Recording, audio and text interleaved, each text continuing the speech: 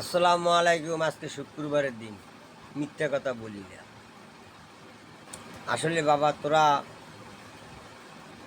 বলদ মানুষ, অবুঝ মানুষে ঠগানো ভালো না। আমার অবস্থাটা কি, এই যে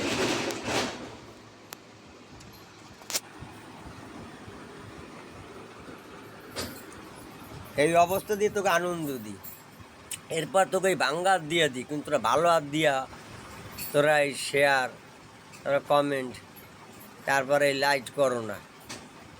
কে বাবা, তোকে কি কষ্ট হয় না? তোকে লাগে আমি কোনো ভুল করছি? আমি তো সবাইরই দিই কম বেশি। আমি তো বলছি যে আমি লেখাপড়া জানি না, তারপর তোকে দেওয়ার চেষ্টা করি। তোরা বাবা মোরে ঠগাও কা বাবা? মুই তো শিক্ষিত লোক না। এইগুলান থেকে তোরা বিরত থাক বাবা। তোরা ভালো থাইস, ভালো থাইস। আল্লাহর ইচ্ছে তোকে ভালো রাখারও ব্যবস্থা করুক।